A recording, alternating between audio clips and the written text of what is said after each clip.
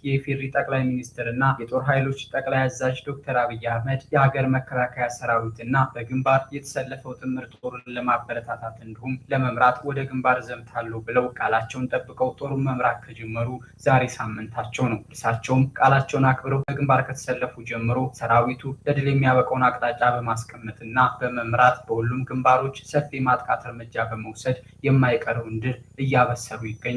መጨረሻውን ድል በአጭር ጊዜ ውስጥ ለማረጋገጥም ጠቅላይ ሚኒስትሩ በሌላኛው ግንባር ተገኝተው ሰራዊቱን አበረታተዋል፣ አቅጣጫ ማስቀምጠዋል። ያው እናንተ ጀግኖች ናችሁ፣ ግን ጀግና መሆናችሁን አታውቁት።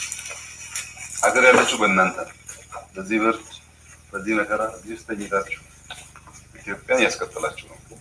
አሁን በዚህ ግንባር እንደግመዋለን ያለን ድል ምን ደግመው ከፍተኛ የሰው ኃይል ጉዳት ቀንሰን ቴክኖሎጂ ተጠቅመን ቶክስ ተጠቅመን ጠላት አዛብተን ነው የምንሰራው።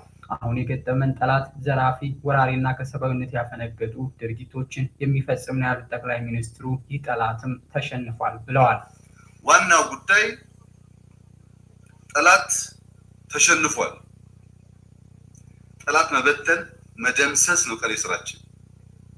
አሁን የገጠመን ጠላት የሚዘርፍ፣ የሚሰርቅ፣ የሚደፍር፣ ለራሱ ክብር የሌለው፣ ለሀገር ክብር የሌለው፣ ለሴቶች ክብር የሌለው ራሱን አዋርዶ እኛን ማዋረድ የፈለገ ነው።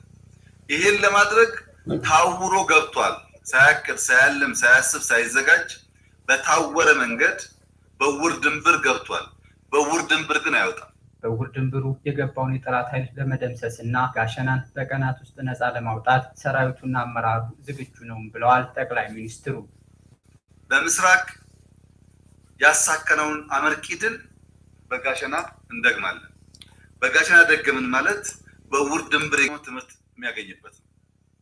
ይሄን ለማድረግ ጨርሰናል። ሰራዊታችን ዝግጁ ነው። አመራሮቻችን ዝግጁ ናቸው። መቼና እንዴት እንደሚጀምር ከወሰን በኋላ ጋሸና ደግሞ ተመልሰን የምንገናኝበት ጊዜ ቅርብ ነው። ወጣት እንደ ቅጠል እየረገፈ ነው። ይህ የትግራይ ወጣት መሸነፉን አውቆ አሁን ባለው ግልጽ ራዕይ በሌለው እቅድ በሌለው መጣውን በማያቅ የውር ድንብር ጉዞ ድል እንደማይመጣ አውቆ እጁን ለሀገር መከላከያ ሰራዊት፣ ለልዩ ኃይሎች፣ ለሚሊሻ፣ ለህዝቡ ከዛሬ ጀምሮ እንዲሰጥ ያ ማድረግ ካልቻለ በሰሞኑ ያየው አላግባብ የመርገፍ ሁኔታ ይቀጥላል ማለት ነው። ሰው እንዳይሞት ስለሚፈለግ እነዚህ ወጣቶች እጃቸውን ይሰጡ። ጦርነቱ እንዳለቀ የዘረፋ ተግባር በአጭር እንደሚቀጭ ተገንዝበው እጃቸውን ይሰጡ።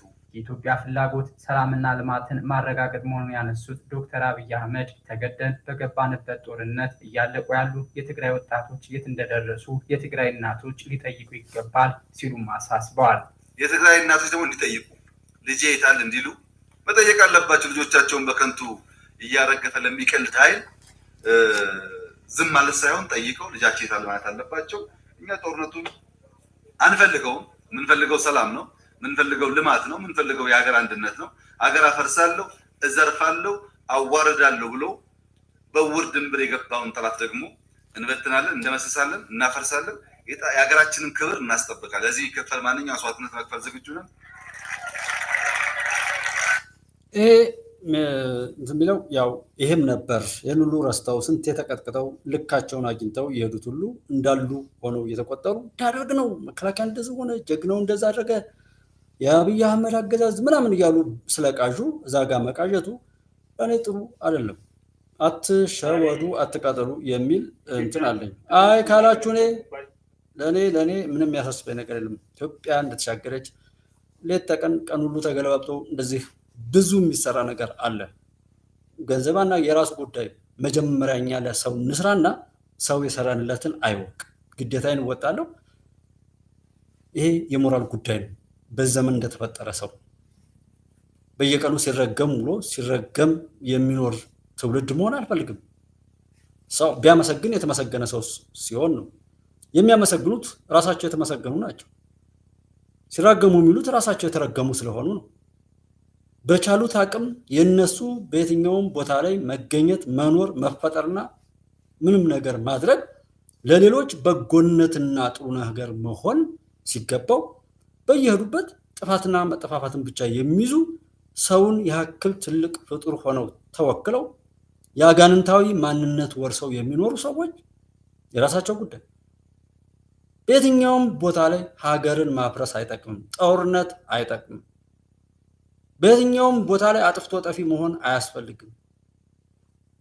መሳሪያ ተሸክሞ በመሄድ ብቻ ማሸነፍ የሚቻል ነገር የለም። በስሜት የሚነዳ ማንነት፣ በአብሮነት የማይታጀብ ሰውነት፣ በአንድነት በፍቅር ስለ አብሮ መኖር ስለ መቻቻል ምንም ነገር የሌለው የተጫነውን ተሸክሞ የሚቃዥ ቅዠታም ሁሉ ሲያሳዝኑ በዚህ ስሜታቸው ወደ ቀብር መሄዳቸው ብሎ ማለትና መጠንቀቅ እንጂ እነዛ ይድናሉ ብሎም ያን ያህል መላላት አያስፈልግም። 2 ዓመት ሲቆጠር ከአንድ ሰው ላይ 2 ዓመታት እድሜውን ሲያባክን ምን ማለት ነው? ኮማ ውስጥ ሆኖ እንኳ ቢሆን አንድ ሰው 2 ዓመታት ኮማ ውስጥ መኖሩ 2 ዓመት እስር ቤት ቢፈረድበት አሁን በዚህ ጥፋት ላይ የነበረ ሰው በሙሉ 2 ዓመት 3 ዓመት ያጠፋችሁትን የጥፋት ያውም ነገ ተጠያቂ የሚያደርግ ጥፋት የሰዎች ስርዓት ቢተዋችሁ ችግር የለውም። የፈጣሪ እንትን አይለቃችሁምና 2 ዓመት መፈረድ በሀገራችሁ ላይ ዘምታችሁ ገንዘብ እያሰባሰባችሁ ቴሌቶን እያዘጋጃችሁ በለው ግደለው እያላችሁ ያለውንም ስርዓትና መንግስት ወይም መከላከያ ወደ ጸጥታ ኃይል ምንም የለም ብላችሁ ክዳችሁ አፍራሾችንና የትም ቦታ ላይ ቢሆን ተረኛ ገዳይና ተረኛ ተገዳይ እንዲሆኑ ሰብሳቢ አልባ ትውልድን አርጋችሁ በዛ ልክ ለመበተን እንደ ኢትዮጵያ የሆናችሁትን ነው። ሀገር ለማፍረስ የትኛውን ቦታ ላይ የሚተባበርን ሰው ጤነኛ ነው አለ። ሀገር እኮ ኢትዮጵያ ብትሰራ ነገ ሌሎች መጥተው የሚኖሩባት ሀብት ያለው እኮ ነው የሚመጣው። ሀብት ያለው ነው የሚኖርበት እኮ የትኛውም ዓለም ላይ ያለው እንደዛ ነው። ሀገርስ ቢሆን በእውነት አሁን እኮ ያየ ነው እንኳን ተገለጠ የምለው ከስልጣን ጋር ምናምን ጋር እየያዘ ብዙ የሚያበግነኝ የሚያቃጥለኝ የጉር ድንብር ሂደት የሚሄድ ሰው ነበር። ግብታዊነት ግብዝነት የወረሰው ሰው ብዙ ሰው ነበር። ከምን አምጥቶት እንደሆነ አላውቅም። ለስልጣን ከሆነ ሀገር እንድትኖር ይፈልጋል። ለስልጣን ከሆነ ህዝብ እንዲኖር ይፈልጋል። ለስልጣን ከሆነ ትውልድ እንዲማር ይፈልጋል። ለስልጣን ከሆነ መሰረተ ልማት ሲለማ አይቀጥል። በቃ ዛሬ ተቋሚዎችን እዩዋቸው፣ መሳሪያ አንስተው የተነሱ ሰዎችን ሁሉ እዩዋቸው። በሁሉም ቦታ ላይ ያሉ ሰዎች ቀጥተኛ የኢትዮጵያ ብቻ አይደለም የትኛውም ዓለም ላይ ላለ ህዝብ ጠላቶች ናቸው፣ አሸባሪዎች ናቸው፣ ሽብርተኞች ናቸው፣ ገዳዮች ናቸው። ጦርነት በመርህ ባለው በኮማንድ ሲስተም በተሰራለት ሳይንሳዊ ሁነት እንኳ ሄዶ ጥፋት ፈጠረ ይባላል። እንኳንስ እንዲህ ተዘበራርቆ በዛ ላይ የመሳሪያው እንትን መታን ተብሎ የሚቃዡት ለልጆች እየቀለዱ ይመስለኛል። እነሱ እየተዝናኑም ሊሆን ይችላል ምናልባት የነገሩ እንጂ ግን ያንን እንደ ድል ቆጥሮ ይህን እየተረከ ገንዘብ የሚለምነው ዲያስፖራ ይህንን እንደ ድል እየቆጠረ ሰው ነኝ ብሎ የሚያወራው ስሙ ትልቅ በጣም አገር የቀየሩ ሰዎች የሚጠሩበት ፕሮፌሰር ዶክተር የሚባል ስም ይዞ በቃ ሰው 27ን በወንጭፍ ግልብጥ ሄሊኮፕተሯ እንዳርገን ግልብጥ አገኘው ተሻገረን ሲገደል ነው ሞተ ብላችሁ ስንት ዜና አይታችሁ ስንት እይታ ያገኛችሁ ሰዎች አውሯ ተነስቶ መጣ። ተራ ቀሽም ተራ ቆሻሻ ትውልድ መሪን ሞተ ብሎ ማማራት እንዲህ አይነት የረከሰ ፕሮፓጋንዳ ከሚናገር አብይን ስንት ጊዜ አዝናችሁ ስንት የጦር መሪ ጀግኖችን ጀነራሎችን 3 ጊዜ 4 ጊዜ ሁሉ የገደላችሁታል። በዛ ልክ ግን እናንተ ያን ያህል እየሞታችሁ ምን ያህል በቀቀኖች ምን ያህል ቡሽቲዎች ምን ያህል ፈሪዎች እንደሆናችሁ ነው የሚያሳይ። ሰው በላዎች አውሬዎች ሞትን የመጨረሻም የመጀመሪያም ድል የሚያደርጉ መገዳደልን ድል አድርገው ይሄን የሚናገር በማይክሮፎን አንድ ቀን ግን ስለ 5 ሚሊዮን ትምህርት ቤት መቋረጥ የሚናገር ሰብዕናም የለ ያ ሰው ነው። ትፈሩታላችሁ። ራሱ ሲያስጠላ ሲያስፈራ ምን ያህል ቆሻሻ ቢሆን ምን አይነት ቤተሰብ ቢፈጥረው ነው ምን አይነት እናት አባት ቢወልደው ቢያሳድገው ምን አይነት እንደዛ የት ሀገር ይሸጣል? አይ ዶንት ኖ ሌላ ቦታ ላይ ኪንግስ ኦፍ አባይ እንደምናየው ግብፃውያን የትም ይበሉ ምንም ወደ ውስጥ ሲያው የለም ማንም መግቢያ እንዳገኝ አይፈቀድም። የኛ ብጥርቆች ደግሞ አንድ ቦታ ላይ የማይስማሙ አንድ ቦታ ላይ እንኳን ሀገርን ከጎረቤቱ ጋር በበጎ ተገናኝቶ ከእናት ከአባቱ ጋር በክብር የማይቆም ወዳጁን የካደ ሚስቱን ልጆቹን ክዶ በፍርድ ቤት ልጅ ነው አይደለም በዲኤንኤ ምናምን እንዲህ አይነት የበከተ ትውልድ ከሆነ አንጻር ማየቱ ተገቢ አይደለም። በቃ ያሳዝናሉ። ራሳቸውን ችለው ይጥፉ። በጥንቃቄ እንሂድ። ሂደታቸውን መገምገም ማየት ምን ማለት ነው?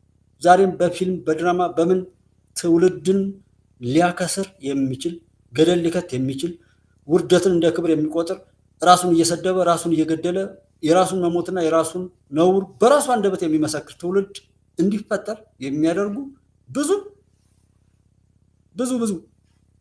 የሶሻል ሚዲያ ላይ በተለይ እንደማየው እየተሰሩ ናቸው። በጦርነት ዛጋ ከሆነው በላይ ትውልድ በዘላቂነት እንዲሞት ዛሬም እየተሰራ ነው። ስፖንሰር ብዙ የሚያይ ሰው አለ፣ ሞቱን የሚናፍቅ ሰው አለ። ነገ እንኳን እንዳይነጋለት በዚህ ያለቅሳል፣ በዚህ ደግሞ ለነገ ልቅሶ የሚውል ሲገበይ የሚውል አለ። ይኸው አንዱ ታዛቢ ነኝ እኔ እዚህ እኔ በለው ግደለው ላይ ብል ግድያ ስፖንሰር የሚያደርግ ሞልቷል። ግድያ ስፖንሰር የሚያደርግ ሞልቷል። ብጥብጥ ስፖንሰር የሚያደርግ ሞልቷል። ገንዘቡ የዛ ሰው ገንዘብ ሰውን ለማገዳደል የሚወጣ የኔ ኔትወርክ ቢቆራረጥም ምንም ቢልም እኔና ጉባኤ ኢትዮጵያ ላይ ያለን ሰዎች ድላችን ይቀጥላል። ምንም በሉት ምንም። ዋናው ደስ የሚለው ለዛ ነው። ያን ደግሞ በዚህ ልክ ራሱ ሂንት እየሰጠን ከቀጠል በጣም ጥሩ። ሰዎች ሁሉ በተሰጣቸው ዘመን ክብር፣ ዕውቀትና ጥበብ ላይ ሲማግጡ፣ ሲወድቁ፣ ሲሸጡ፣ ሲለወጡና ሲረክሱ፣ ሲሞቱ ይዋሉ። እኔና ጥቂት ሰዎች ምንም ሳይለን እየተናገር እያሸነፍን ነው የምንቀጥለው። ምንም ያ ኢትዮጵያዊነት ይባላል። ያ ሰው መሆን ይባላል። ሰውነት፣ ኢትዮጵያዊነት፣ ከዛ እውነት። እነዚህ ሶስት መርሆችን የያዘ ሰው ከየትኛውም ዓለም ጋር ወጥቶ መግባት ይችላል። ከየትኛውም ዓለም ጋር እንደ ሰው መቀጠል ይችላል። ሰው ያልሆነ በቃ የትም ቦታ አይገባም። አሁን አለበት ቦታ ላይ የሚገባው ሰው ነህ ተብሎ ነው። በብሔሩ ከሆነ የሚገጥመውን ታዩታላችሁ። ኢትዮጵያዊ ሆኖ ነው። ስለ ወልቃይት እናገኛለን ታደሰ ወረደ ፈከረ ስለተናገረ ነው መሞከር። እኔ ጉባኤዎች ላይ ማንም ሰው የሚያወራውን አስቦበት አቅዶ ራሱ ወስኖት ከሆነ ይበርታ፣ መንገዱን ጨርቅ ያርግለት ነው የምለው። ማንንም ቢሆን ማንንም የትኛውም ዓለም ላይ ሆነ የትኛውም ጉልበታም ላይ ይቀጥል በጉልበት። ያ ዘመን አይደለም። ስለዚህ አብሮ እየተወላገዱ ሲፈልጉ የሰረቁ ሲፈልጉ እንትን እያሉ መሄዱ አያስፈልግም። ይልቃል ጌትነት እንደዚህ ብሎ ተናገረ ይላል። ይልቃል ጌትነት እኮ ራሱ ተወከለበት ፓርቲ ላይ ምርጫ የማይሳተፍ ሰው እኮ በራሱ ሰርግ ላይ በራሱ ፕሮግራም ላይ በግልጽ የሚታይ ማለት ነው። ያመጡትን ለውጥ መዝኗቸው። ባመጡት ለውጥ እኔ ባብራራው ራሱ ስለሚያንስ ነው። ባመጡት ለውጥ መመዘን መሳይ የዛሬ 2 ዓመትም አፈነደው አብይ ያለቀለት አለ። አሁን ዛሬም አለቀለት ይላል። አብይም ቀጥሏል። መሳይም ይቀደዳል። የመሳይን እርኩሰት ጥፋት የሚጋቱ ብዙዎችም እዛው ያብዳሉ። ታሳዝናላችሁ። በተለይ ውጭ ሀገር ላይ ያለ ምለው ሰው ወይም ያውቃል የሚባል ሰው ነገሮችን ይረዳል የምትሉት ሰው በዛ ልክ የላሸቀ ማንነትን ተዋርሶ ስታዩት በጣም ነው የሚያሳዝነው። ተሰብስበው የተሰራ ምንም ነገር የለም። ግብፅ እንደዛ አለች። ግብፅን አሁን በግብፅ የምታሸብሩ ሰዎች በቃ ወይ ግብፅ እንዳለች እንዴ? ቅድም ያልኳችሁ ነው። ግብፅ ዛፍ ብትተክል ይህንን ጀመራችሁ አይደል? እንደውም አንድ ግድብ በእኔ በግብፅ ይሄ ፕላን ቢ በሚባለው የመጀመሪያው ፕላን ማበጣበጥና ማተራመስ ነው ግብፅ ስትከተለው የነበረው። ያ ነገር እንደማያዋጣ አይተናል። አሁን ፕላን ቢ እንከተላለን። ዛፍ መተከሉን በዚህ ያልደግፋሉ። ሌላ አንድ ግድብ የኔን የውሃ ተሞክሮ እንደው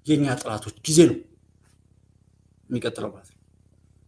ስለዚህ ሰው ራሱን ለማትረፍ ዛሬም በምላሱ እንዴት ቆሻሻ ሲዝቅ ይውላል፣ እንዴት ሽንት ቤት ሲመጥ ይውላል። በምላሱ አማራሊ ተብሎ መወለጋገድ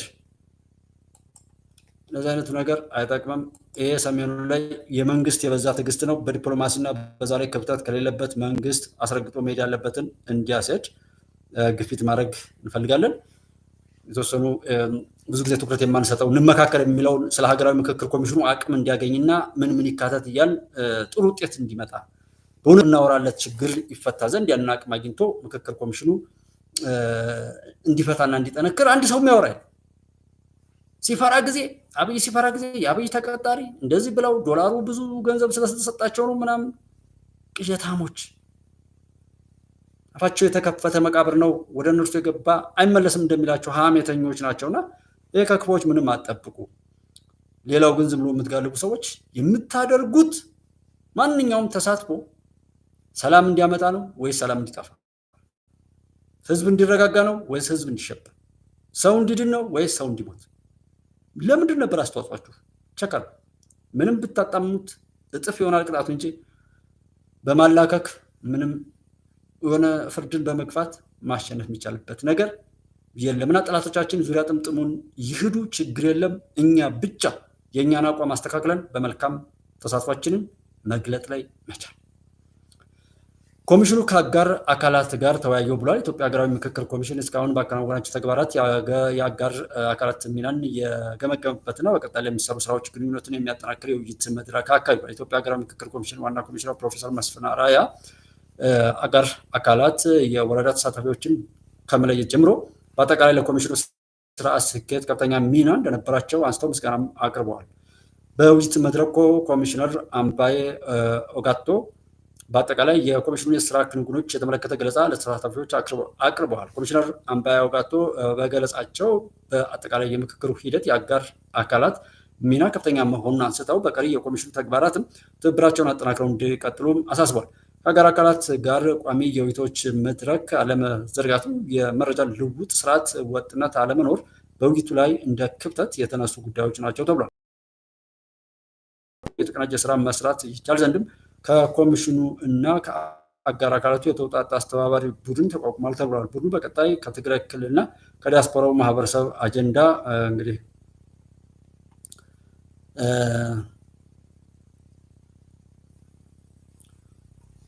ቡድኑ በቀጣይ ከትግራይ ክልልና ከዲያስፖራው ማህበረሰብ አጀንዳ ለማሰባሰብ በሚሰራው ስራ እንዲሁም በዋናው የሀገራዊ ምክክር ጉባኤ ሂደት ላይ ከኮሚሽኑ ጋር በቅርበት እንዲሰራ ምክትል ዋና ኮሚሽነር ሂሩት ገብረስላሴ አቅጣጫ አስቀምጠዋል። በዛሬው የአጋር አካላት መድረክ የኢትዮጵያ ሲቪል ማህበረሰብ ድርጅቶች ምክር ቤት፣ የድሮች ጥምረት፣ የመምህራን ማህበር፣ ጀስቲስ ፎር ኦል ደስትኒ ኢትዮጵያ ኢንክሉሲቭ ዲያሎግ እና የኢትዮጵያ አካል ጉዳተኞች ማህበራት ፌዴሬሽን ተወካዮች ተሳትፏል ብሏል። ኢትዮጵያ ሀገራዊ ምክክር ኮሚሽን መልካም ነው ይበል፣ በዚህ መልኩ እንትን ይበል። ወንጀለኛን ቀረርቶን ይሄ ጋጠወጥ ሰዎችን የምናጀግንበትና ረጎረው ረንትን እያልን ያሳደግነው ነገር እንዲያበቃ ስራ መስራት ነው።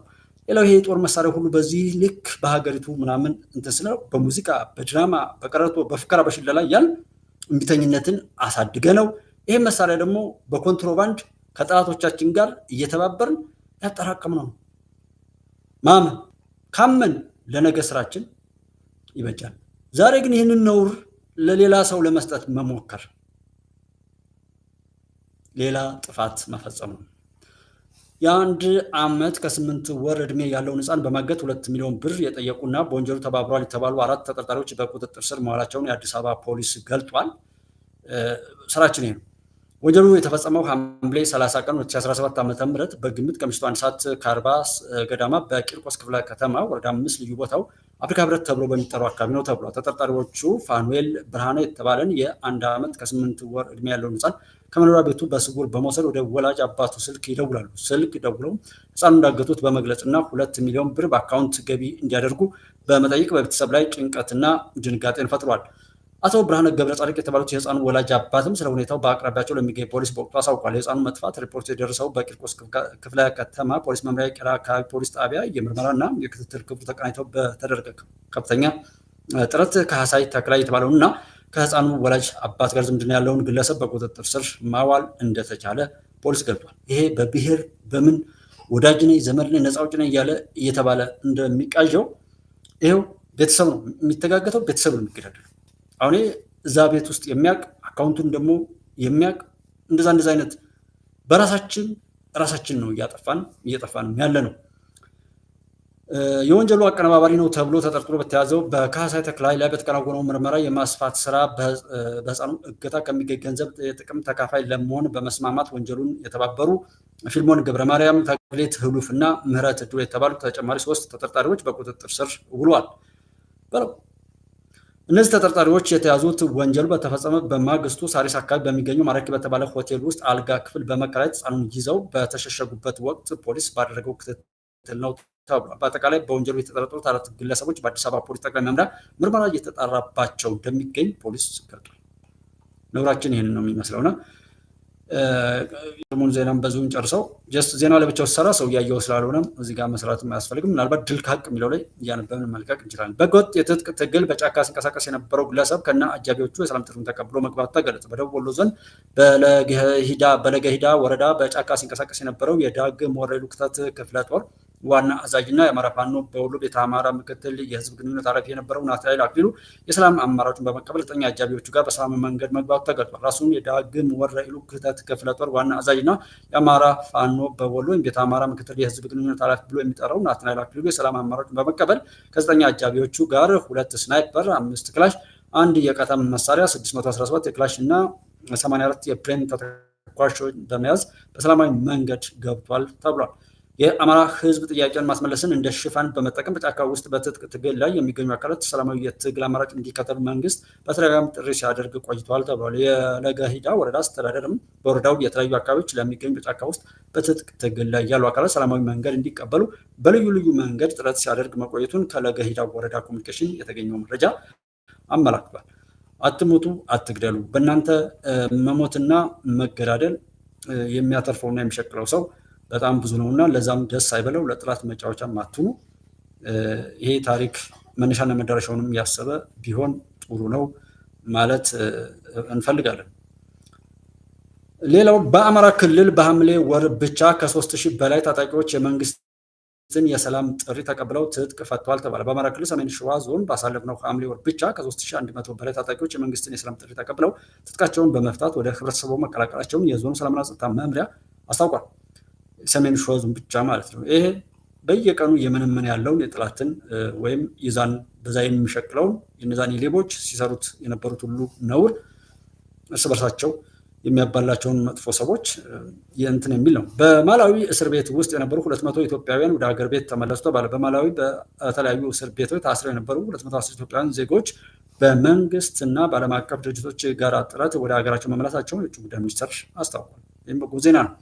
ብሔራዊ ባንክ በ2017 ከትግራይ ክልል 189 ኩንታል ከአፋር ክልል ደግሞ 225 ኪሎ ግራም ወርቅ መግዛቱን ተገለጸ። የኢትዮጵያ ብሔራዊ ባንክ በተጠናቀቀው የ2017 በጀት ዓመት ከትግራይ ክልል 189 ኩንታል ወርቅ ከአፋር ክልል ደግሞ 225 ኪሎ ግራም ወርቅ ግዢ መፈጸሙ ተነግሯል። ግብጽ በታላቁ የህዳሴ ግድብ ላይ ከኢትዮጵያ ጋር ባላት ውዝግብ የውሃ መብቷን እንደማትተው አስታወቀች። የግብፁ ፕሬዚዳንት አብዱልፈታህ አልሲሲ በአባይ ወንዝ ላይ የሚደረጉ ማናቸውንም የተናጠል እርምጃዎችን እንደሚቃወሙ በመግለጽ ግብጽ የውሃ መብቷን ችላ ትላለች ብሎ የሚያስብ ማንኛውም አካል ተሳስቷል ሲሉ አሳውቀዋል። ሲሲ ከዩጋንዳ አቻቸው ዩዌሪ ሙሴቬኒ ጋር በመሆን በካይሮ በሰጡት ጋዜጣዊ መግለጫ ከናይል ገባር ወንዞች የሚገኙ ዓመታዊ የውሃ ፍሰት 1600 ቢሊዮን ኪዩቢክ ሜትር ሲሆን አብዛኛው በደን ረግረጋማ ቦታዎች በትነትና የከርሰ ምድር ውሃ አማካኝነት ይጠፋል ብለዋል። አክለውም ወደ ናይል የሚደርሰው አነስተኛው መጠን ያለው ውሃ ነው። ግብጽ እና ሱዳን በድምሩ 85 ቢሊዮን ኪዩቢክ ሜትር የሚጠጋ ውሃ ይደርሳቸዋል። ይህም ከጠቅላላው 4% ብቻ ነው ብለዋል። የግብፁ መሪ ሀገራቸው አማራጭ የውሃ ሀብት እንደሌላትና የምታገኘው የዝናብ መጠን አነስተኛ መሆኑን ጠቅሰው ለግብጽ ይህንን የውሃ ድርሻ መተው ህይወቷን እንደመተው ይቆጠራል ሲሉ አጽንኦት ሰጠው ተናግረዋል ነው የተባለው። ታዲያ ለምን አትንጫጫም? ግብጽ የናይል ወንዝ ለእህት አገራት በግብርና፣ በኤሌክትሪክ ምርት ወይም በአጠቃላይ ልማት ላይ የሚኖረውን ጥቅም እንደምትቀበል የገለጹት አልሲሲ ይህን ግን ለግብፅ የሚደርሰውን ውሃ መጠን መቀነስ የለበትም ብለዋል። ፕሬዚዳንቱ የናይል ውሃ ጉዳይን ከግብፅ ጋር ያልተገናኙ ዓላማዎችን በሀገሪቱ ላይ ለማራመድ የታሰበ ሰፊ ግፊት የማድረግ ዘመቻ አካል አድርገው ቆጥረውታል። ያው በዚህ ልክ መንጫጫቱም ጥሩ ነው። አባቶቻችን ያስረከቡንን ሀገር ለትውልድ ማስረከብ እንደሚጠበቅብን ሌተናል ጀነራል መሐመድ ተሰማ ተናገሩ። የምስራቅ እዝ ዋና አዛዥ ሌተናል ጀነራል መሐመድ ተሰማ በዙ ማሰልጠኛ ማዕከል ተገኝተው ከሁሉም ኮሮች ተውጣተው በስልጠና ላይ ከሚገኙ ሰልጣኝ አሰልጣኞች ከማሰልጠኛ ማዕከሉ አሰልጣኞችና አባላት ጋር ውይይት አድርገዋል። ጥንት አባቶቻችን ያስረከቡንን ሀገር የማቆየትና የማስጠበቅ እንዲሁም ለቀጣይ ትውልድ ማስረከብ ከኛ ይጠበቃል ያሉት ሌተናንት ጀነራል መሐመድ ተሰማ ሀገራችንና ተቋማችን የሰጡንን ተልዕኮ ለመወጣት የሰራዊቱን ስነ ልቦና በመገንባት ረገድ ስልጠና ትልቁን ድርሻ ይወጣል ብለዋል። የሀገራችን ሉዓላዊነት የሚዳፈሩ የውጭም ሆነ የውስጥ ጠላቶችንና የሕዝቦችን አንድነት አደጋ ላይ ሊጥሉ የሚችሉ ኃይሎችን በመመከት ተልዕኳችንን በውጤት እየተወጣን እንገኛለን ሲሉ ተናግረዋል። ሰራዊቱ ከተሰጠው ተልዕኮ አንጻር ሀገራዊ ግዳጁን በብቃት መፈጸም የሚያስችል የስነልቦና ዝግጅትን በማጠናከርና የማድረግ አቅምን በማሳደግ እንዲሁም በብቃት በእውቀትና በክህሎት ብቁ ሆኖ መገኘት ይገባል ሲሉም አሳስቧል። ጀነራሉ ክብር ለጀግናው መከላከያ ሰራዊት ሁልጊዜም። ክፍለ ጦሩ ከአሸባሪው ኦነግ ሸኔ በርካታ መሳሪያዎች መማረኩን አስታወቀ። የማዕከላዊ ዕዝ አይበገሬ ክፍለ ጦር በደቡብ ምዕራብ ሸዋ ዞን ቶሌ ወረዳ በርካታ የነፍስ ወከፍ መሳሪያዎችና ተተኳሾችን መማረኩን የክፍለ ጦር ምክትል አዛዥ ለውጊያ ድጋፍ አገልግሎት ሌተናል ኮሎኔል ወልደ ገርማ ብርሃኔ ገልጠዋል። ክፍለ ጦሩ በተሰማራባቸው ቀጠናዎች የሽብር ቡድኑን እግር በእግር ተከታትሎ በመደምሰስ ለዘረፋ ሲጠቀምበት የነበረውን መሳሪያና ተተኳሽ በመማረክ ቡድኑን ከጥቅም ውጭ ማድረግ መቻሉን አስረድቷል። ሰራዊቱ በየጊዜው በሚያደርገው የተቀናጀ ዘመቻ የአሸባሪውን የዘረፋ ተግባር በማክሸፍና ከህዝቡ ነጥሎ በመምታት በርካቶችን ሙትና ቁስለኛ ማድረጉንም ምክትል አዛዡ ተናግሯል ብሏል። መከላከያ ያው ለጊዜው ኔትወርኩም አለ ምናምን እንደዚህ እያልኩ ነው ዝም ብዬ የማወራው። በዛም ይሁን በዚህ ኢትዮጵያ ትቀጥላለች። በዚህ መንግስት የበዛ ትዕግስት እንትን ያለውን ለአመታትና ለእንደዛ ኦፕሬሽናል ነገሩን እንደ ትልቅ ነው እንደነሱ ቀሎ መግለጫ ለመስጠቱና ዝም ማለቱ በራሱ ጥሩ ነው። የወደቡ ጉዳይ በህዱበት አግባብ ልክ ወደ ማግኘታችን ግዴታ ግድብም ሆነ ማንኛውም ነገር ማድረጋችን ግዴታ እንደሆነ ነው የሚያረጋግጡት። አሁን ያያችኋቸው የትኛውም ቦታ ላይ ያሉት ጠላቶቻችን የሚያደርጉት ድርጊት በሙሉ የጀመርነውን ነገር በእልህ እዳር ማድረስ ብቻና ብቻ እንዲሆን የሲሲም እዚህ ውስጥ ያሉ ባንዳዎችም የትኛውም ቦታ ላይ ያለው ማንኛውም ነገር የጀመርናትን ነገር ከዳር ማድረስ የመኖር ያለመኖር ጉዳይ ነው። ማሸነፍ ብቻ ምናምን አለ የመኖር ያለመኖር ጉዳይ ኢትዮጵያ ነኝ የልህ ጉዳይ። እነዚህ ቆሻሾች የሚጠብቃቸው ምንም የፈለጉት ነገር ላይ ቢደርሱም መገዳደል ግን ባህሪያቸው በዛ መልኩ እለት በእለት ተጠፋፍተው የሚሄዱ ናቸው። ለጥፋት አጥፊዎች ነገ ራሳቸው ለመገዳደል ዛሬ ግን ሌላ ለመግደል የተባበሩበትን ታሪክ ሁሉ ስታዩት ሰው ለጥፋት ለኃጢአት በዚህ ልክ ከተባበረ ገንዘቡ ካወጣ በዚህ ልክ ነቅቶ ለቆሻሻ ነገር ከሰራ እኔና እናንተ ደግሞ ሰውን በማዳን ሰውን በመጥቀም እንተባበር፣ እንተጋገዝ። እውነት በማውራት እውነት ራሳችንን ለፈጠረን በማድረግ ራሳችንን ለራሳችን በማድረግ በየትኛውም ማግባብ ከኋላ የሰዎች ቆሻሻ ነገር እንዳያርፍባችሁ እንዳያርፍብን በመጠበቅ የኛማ ነገን እኮ ነው ነገ ላይ ሀገርን እንዴት ማስረከብ እንዳለብን ያን አደራ መወጣት ግዴታችን ነው። የዚህ ዘመን ሰዎች ነን፣ አስበን አልተፈጠርንም። ሁል ጊዜም ቢሆን ተሳስተንም ከሆነ ተስተታችን ድነን ለመሄድ ውሏችንና አካሄዳችን በሙሉ ግን ለማሸነፍና ለመጠቀም እንዲሆን እናድርግ። ኢትዮጵያ ድል እያደረገች ነው። ድሉን መቁጠር በቂ ነው። ተፎካካሪም አላገኘም። እንኳን አብይ ሊሸነፍ ወይም ይሄ ስርዓት ሊሸነፍ ወይም ኢትዮጵያ ልትሸነፍ ይቅርና ለውድድር የሚበቃት ፖዚሽን ላይ ያለ ሰው አልመጣም። ይህንን ቼክ አድርጉ። ዓለም ባንክን ጠይቁት፣ አይኤምኤፍን ጠይቁት። መሳይ ከሚያወራው አይደለም መስማት ያለባቸው። አይኤምኤፍን በቃ ዛሬ መረጃ ርካሽ ነው። የትኛውም ቦታ ላይ ገብታችሁ ቼክ ማድረግ ትችላለን። የትኛውም ቦታ የአይኤምኤፍም የዓለም ባንክም ሁሉም እዚህ ጋር ኢንቨስት የሚያደርገው በምንም እንደሚያ የሰሞኑን የአፍሪካ ልማት ባንክን እንደዚህ የቢሾፍቱ ጉዳይ እንደዚህ የትኛውም ሁኔታ ላይ ያለው ነገር በቁ ለማመን የሚያስቸግር ለውጥ ነው እንጂ ያለው የሚያሳፍራል። ያንን ከቦታው ማጣራት ራሳችሁን ላለመጉዳት መጣር ነው። ኢትዮጵያ ድል ይቀጥላል። ኢትዮጵያን የነካ የለውን በረካ ነው። አብራችሁ የነበራችሁ እጅግ አድርጌ አመሰግናለሁ። ሰላም ሁኑ። የኢትዮጵያ ድል ምንጊዜም ይቀጥላል። በዚህ እርግጠኛ ሁኑ።